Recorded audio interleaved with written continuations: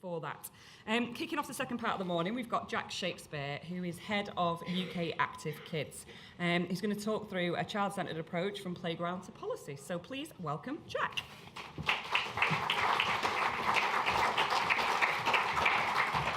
Thank you very much, Siobhan. Actually, we'll keep the lights on for a minute, if that's okay. So we'll, in the light of talking about physical activity and actually in the light of thinking about things from a child-centric point of view, if you can just stand up for me, that'd be fantastic, and face the person next to you, or at least make friends with the person next to you. You're going to need no pens or no pads. Pads down. And we're and hush. Okay, we're going to. It's good, lovely. We're going to play a game. So we've got everyone talking to each other, and we're adults, so we find it quite easy-ish to talk to each other. But we're going to play a game, because a game is often a good way for children to communicate with each other if they're a bit nervous about talking to each other. So we're going to play a game called Knick Knack Now. Has anyone not played Knick Knack Now before? Oh. Is it just an Essex thing? Maybe. Rock, paper, scissors? Okay, all right, fine. Maybe that's a more popular name for it. Okay, so rock, paper, scissors is dead simple to begin with. You've got three moves. You've got rock, show me your rock. Good move. Show me your scissors, no swearing. And show me your paper. Good move. Rock beats scissors, scissors beats paper, paper beats rock. Nice and simple. Okay, so all you need to do is face the person opposite you. And you're going to have one hand behind your back and your playing hand in front of you. I'm going to say Knick Knack. I'm going to say Knick Knack Now, and on now you do your move. If you say Knick Knack Now with me, it makes me feel less lonely and sort of weird at the front here. Okay, so we'll have a practice run. Let's go. So face your partner. Let's go. Knick Knack Now. That was good. That was practice. Okay, it's for this is for points now. So we'll step it up a little bit. So if you win, you get 1 point. If you lose, you get 0 points. If it was a draw, though, you do get half a point each. We'll do like half points. Okay.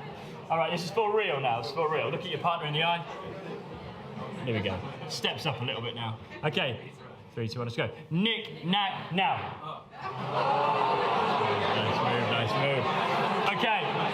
We're going to step it up a little bit now. We're going to step it up, and we're going to go two hands. We're going to go two hands. So, no, same rules. I'm going to say Knick Knack, then on now you do your move, but obviously you're going to do two moves, and you can do two of the same, you can do two different, but your left hand plays your partner's right hand, and your right hand plays your partner's left hand, just the one that's obviously right. I feel we may need a practice on this one just to get it in our heads a little bit. Okay, let's try that. Let's go. Knick Knack Now. All right. Okay. This is for points now. This is for points. There are 2 points up for grabs.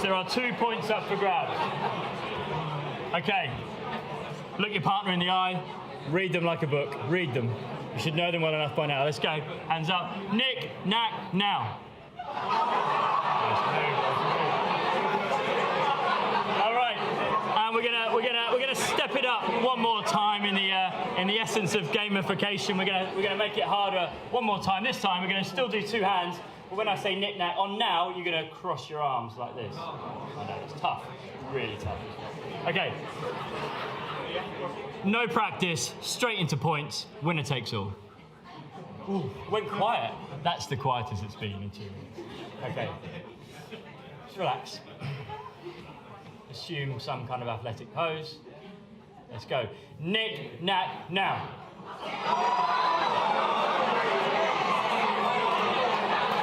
Okay, and if you can, high five your partner and sit down, that would be great.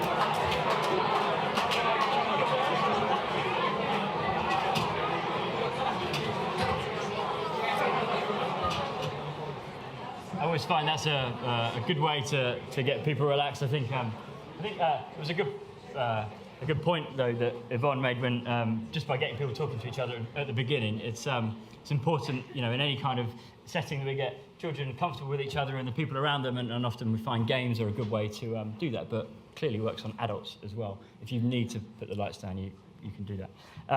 So I given the sort of time frame, 15 to 20 minutes, I fear that this will be less about me providing solutions, but more about a plea maybe for collaboration, which is a message that's been echoed throughout the morning. And I suspect it'll raise more questions than we'll answer, but questions are good and get us thinking. And there's some obviously very well-educated and qualified and smart people in the room, so if we can start thinking about those questions, then great. Wanted to talk about a community approach to, or a whole community approach to children's physical activity, and just wanted to set a bit of context to my journey here, really, and hopefully this won't come across as a self-indulgent thing, more of a why I'm here and some of the experiences I've had to get here and raise some of these questions. So I went to the glorious South Wales to study, and it is beautiful. I know we've got some people from Cardiff Met University in the house today, so there you go, there's your nod. To study sports psychology. I think the romance around it was to go out to South Wales and to explore the Brecon Beacons, study sports and sports psychology, embrace the Welsh culture. It probably ended up, in reality, more sort of seeing the inside of places like this in Cardiff, but that's okay. Cardiff is a great place to do that. But I did graduate, thankfully, and it really did get me thinking, and maybe less about sport necessarily and sports psychology, but more about what it takes to sort of prompt people to move. And specifically, my interest was what it takes to prompt and nudge children to move. I've been fortunate enough to be able to get around the world and work with children in different settings, and not necessarily just physical activity orientated settings, but settings that are sort of looking after children, from down in New Zealand, teaching children how to ski, which is not that I'm a great skier, but an education in itself. Across to India, where I worked in different orphanages in South India. To say that I taught them to play cricket is laughable.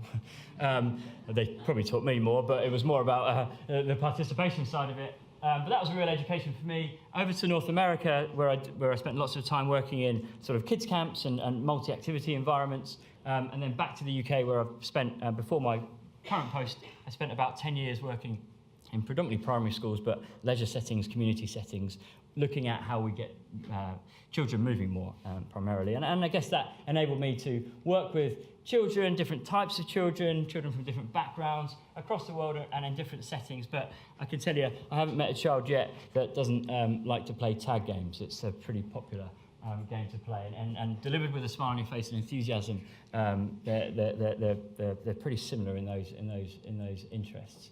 To today, where I find myself one half, probably the poorer half of a British-American marriage. Married a lady from Philadelphia. Go Eagles. Don't know if that's lost on anyone. They won the Super Bowl. Yeah, there you go. That was big in our house at 2 o'clock in the morning. Where trainers definitely have become sneakers in our house, sadly. Rubbish has become trash. Lifts are elevators, and football, well, that's definitely still football. We haven't been married that long. We've found ourselves with triplets. We had triplets 20 months ago. So my education in working with children has started all over again. What I thought I knew didn't exist. And I was speaking to Yvonne earlier, and it's interesting. I've taught them nothing, and they've found this skill to be able to climb anything. It's awesome.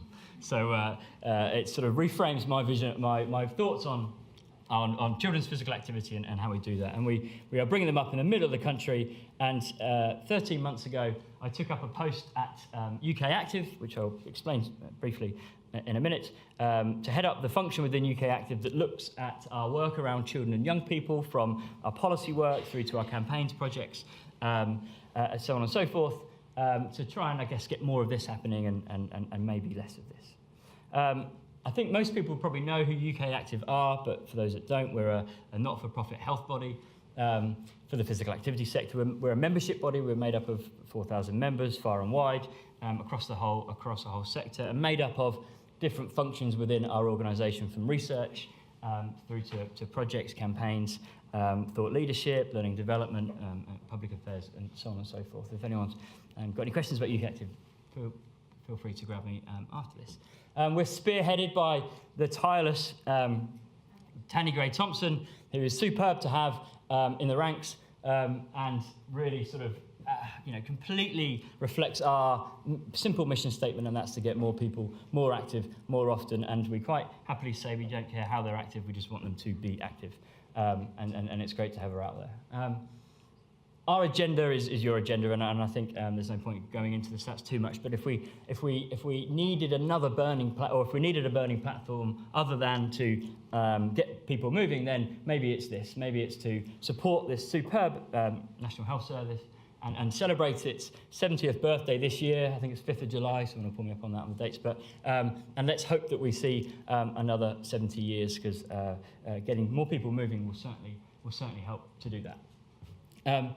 My work focuses on children and young people, and it's awesome to be in the presence of people that have spoke so passionately about this subject this morning and out there externally. And I will echo some of their thoughts and maybe raise some other questions. But I think my first message will probably be, and is, this need here, really, that I think children and young people, physical activity aside, they need a champion. Sir Al Ainsley-Green, the ex-child commissioner, has repeatedly said over the last few years that he feels that the UK is a very child-unfriendly country, that we maybe don't value children and young people as highly as we need to, and maybe that reflects into the levels of health and education, And I think if we can do anything.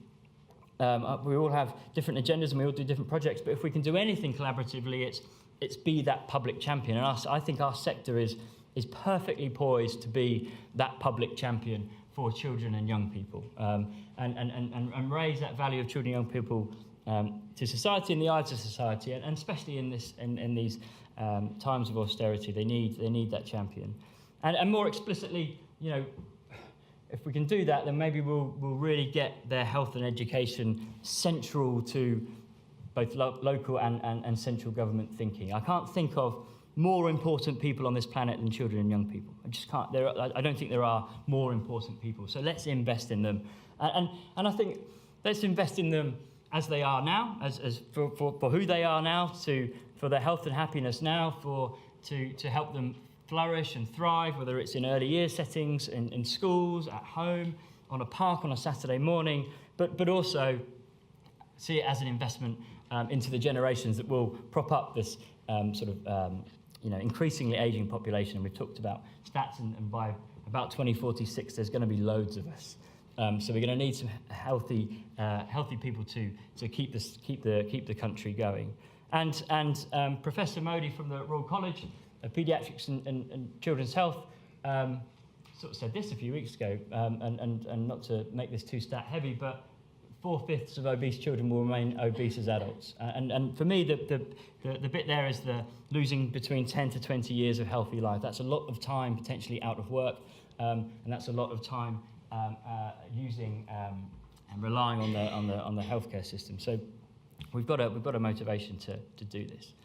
I think the second thing for me is, I think we are in the game, I think we should be in the game of keeping children moving rather than getting children moving. Ali from the Youth Sport Trust alluded earlier about, and I think it's absolutely spot on, about this need to focus on children sort of in Key Stage 1, and maybe looking at that transition from early years into Key Stage 1, because there is seemingly a drop, and you can see it on playgrounds. There is a drop in physical activity levels when children sort of from 7 years old-ish and beyond, and that only goes down at the moment. The stats suggest that only goes down at the moment. So something seems to be happening at 7-ish. I say ish because it's obviously different for different children, and it makes me wonder what's happening. So there's lots of changes. So I guess in that age sort of range, children are their educational environments are changing. They are transitioning from an early years environment into into Key Stage 1, which naturally does change the way in which they learn and they study and that institution in school that they're in. But also, I think it's worth considering that they're cognitive stages are changing as well. So they go from this sort of pre-operational stage, transitioning into this concrete operational stage where really, for want of a better word, the sort of egomaniac within a child moves away and they start to be influenced more by external events and maybe start to be influenced more by other people's beliefs and other people's opinions of maybe their ability or whether they should or shouldn't be doing sport, physical activity, whatever it is. So, and maybe they start to believe the hype around them. And if they do, then maybe we should make sure that hype around them is positive.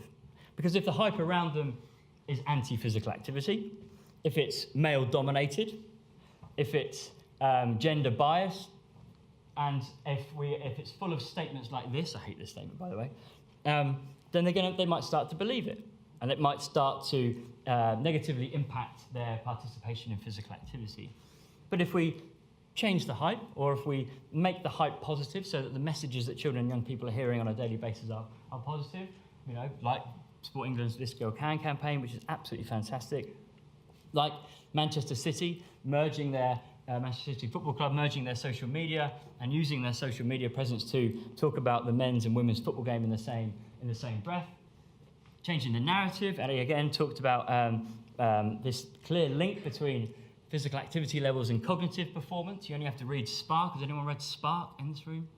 No? Please read it. Yep. You read that, you'll be completely convinced that everyone in the whole country should be moving, and not for health's sake necessarily, but to get their brains working. If you make one note from my speech, is go and read that Spark, John Ratey, I think his name is. And let's talk about physical activity, not necessarily from just a sports-specific viewpoint, but a very inclusive viewpoint, and let children know that obstacle courses are just as good as playing football, and there is no gender bias on climbing that climbing frame there. And I think we can all change the hype, and I think we've all got a role to play in changing that hype, all those messages around children. I think the coaching plan that Sport England published just over a year ago is great, and I think it could be a game changer in this changing the hype. As part of that coaching plan, there was this new journey, this new coaching journey. But I think what I like about the narrative in this is this idea of experienced providers, and I think what's important is that we recognise people all along that pathway, because we can all be someone on that pathway, even if it is at the far left of the pathway. We can be that helper, we can be that host, that coordinator, whether I'm a lunchtime supervisor in a school, whether I'm a dad as I am, whether I am a youth worker out there in a community setting. We can all facilitate sport and physical activity. We just need to maybe have the confidence and the enthusiasm to do it. And from that coaching plan, I like the idea of redefining coaching. I think it's a good concept. I don't mean just writing a definition. I think that means what the perception of coaching means to the wider audience. And I think what we need to do is engage a much broader workforce and an audience into that. And because a lot of the time, some of the best and most best positioned people to get children active aren't often the ones in the typical job roles. The football coach on a Saturday morning. Often it's the youth worker. Often it is the lunchtime supervisor in a primary school. So we want to bring those people into this conversation, and maybe we have all these presentations that we've had this morning in front of those people going forward. And then we've got a great Chartered Institute as well. Plug there for Colin, he's in the house somewhere. There you go. It's doing some superb work, looking at professionalising the sector and putting some quality professional standards behind these roles. So we're in a great place to do that, I think. And then I think we also need to consider this relationship that children have with physical activity. Jane talked about it earlier about attitudes towards physical activity. So not just about their actual participation in it, but their attitudes and their motivations towards it, and recognise that it is really complex. There's absolutely nothing linear about a child's physical activity journey. There's nothing linear about anyone's physical activity journey. We dip in and out of physical activity at certain times. We fall in love with it. We fall out of love with it almost as quickly And our programs and our interventions need to adapt and be flexible enough to cope with change. So when a child moves from one school to another, have we got the mechanisms to ensure that we support that child to maintain physical activity? When a child has a major family incident, I don't know, the parents are separating, have we got the mechanisms in place to ensure that child has still got the confidence and the means to carry on participating in physical activity? I know I said there'd be more questions and answers on this. We need to recognise that actually children's participation in physical activity and sport is often more greatly influenced by what their friends are doing. You only have to read the write-ups of Street Games, Us Girls, Youth Sport Trust, Active Girls, and look at the common themes, and often the common themes are friendship, peer feedback, less about the actual activity they're doing. So it's looking at what those motivators are. And then, to repeat a word, I think it's just as much to do with their motivation and their confidence to do something as it is their actual ability to do it. So I might be really good at something, but if I don't feel like the environment that I've been presented with is a safe environment, or the people that are running it are particularly interested in me, then maybe I won't be so motivated to do it. So I think we need to consider about those things. And even if we cracked all that, often things are out of children's control, and this is where I think the big differences between adults and children are. Often children's participation in physical activity might not be anything to do with their motivation, confidence, and competence. Might just be the depth of their mum or dad's purse. It might be the gender they are. It might be their accessibility, whether it's a disability or a learning difficulty, and it might be their ethnicity. So often things are out of control, but there are no better people than the people in this room and the people we work with to start to try and overcome these barriers for children to access physical activity. So the physical literacy has been mentioned a lot today. I'm not going to claim to be an expert in it at all, but I've read about it for some years now, and I like the concept. And for me, I see it more as a disposition than a skill. And please feel free to grab me after this. But I like this idea of physical literacy being a disposition, because it we can start thinking about it as a state of readiness, almost like an active readiness. How ready is that young person to participate in that physical activity? How motivated they are? And then it starts to raise questions, what factors do affect that state of readiness? And if we go back to Sharon this morning, talked about confidence, motivation, physical competence, knowledge and understanding, these very sort of intrapersonal skills. What can we do then to affect these things positively, to make them more ready, more confident, to go in and participate in a whole range of physical activities? I want every child to be confident to step into that playground and get involved in a tag game, a game of football, go on the climbing frame. What can we do to influence those more intrapersonal factors? And then what barriers can we remove? Whether it's in the institutions that children are in, whether it's in their communities, and at policy level to encourage this participation. And I risk sort of repeating some of the things that Sharon talked about this morning. But what we like to do, and what we do at UKactive and UKactive Kids, is start with that young person and think out from there.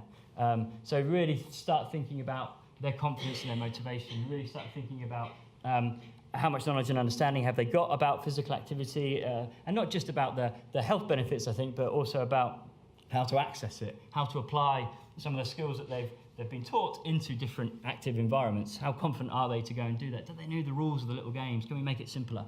All these types of things could be little hurdles, or hurdles enough to stop someone doing it. And then consider any other barriers that might be in their way. So again, I talk about disabilities, learning difficulties, how deep their mum and dad's purses, ethnicities, that kind of stuff. And then we move up.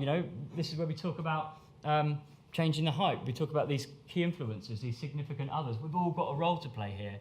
We've talked about the piece that came out of Birmingham University today, and it's an unfortunate headline, but it can't just rely on one group of people.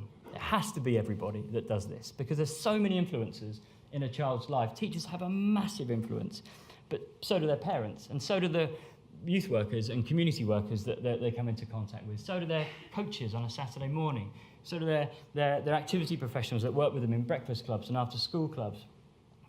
So it's huge, and I think that's where this kind of redefining coaching, or at least changing public perception of it, might encourage more of those people into it and start thinking sort of more pro-minded about physical activity. Then, through to those institutions that children are in. Again, schools, massive opportunity, but just think about the early year settings they're in. If we talk about children and young people, we need to include colleges and universities into this, and how much they are promoting sport and physical activity. GPs, hospitals, we've got great representation from the NHS here today. What every contact counts. Well, let's start thinking about and talking about physical activity at those points. And then, the role of, again, Sharon talked about the health visitors that come round. We had triplets. You can imagine how often we saw a health visitor. It was superb every other day, I think. It was great. But what's their knowledge and understanding and their confidence to talk about physical activity, to get physical activity to going for mum and that newborn. Through to the communities in which children are residing in and growing up in. How accessible are the leisure facilities? Can we make it more accessible? How attractive is active travel within the environment that they're in? Is the multi-use games area? Is it accessible for those children living in those estates in cities? Are the lights on? Is there someone there to maybe help facilitate those activity environments? It's no good just having it, but we need to activate it. And then all the way up to policy level, but I think a big thing for us is evidence-based policy. And I'm probably in good company here to talk about that, but evidence-based policy that's not based on finger in the air, opinions and beliefs. It's evidence-based, and we really are taking time to look at those decisions made at policy level. And I think, look, it does take a whole community. It's a cheesy phrase, but it will take every single person in this room and all the people that we work with to change. And I think we can change, and I think a good start is maybe changing the hype around children and having this very pro and inclusive physical activity agenda. And then just to finish off, some of the key things that we're working on at the moment at UKactive are in these types of areas. So we're working very closely on projects that look at providing holiday engagement programs for children living in high-need communities, working with the Institute of Health Visitors to look at working with soon-to-be mums and parents, and then new mums and parents in regards to physical activity guidelines and how to get themselves and their children more active. And then we are driving forward an integrated services model for community wellness hubs to look at how we make community leisure facilities attractive and accessible for every single person living in that community. And then, but let's not stop there. Let's not stop until we have someone in the cabinet elbowing Theresa May or whoever else is going to be in after talking about children and young people every single day and the importance of children and young people. Because I think until we get to this point, we're going to be really struggling to put them as high on the agenda as we need to. Thank you very much.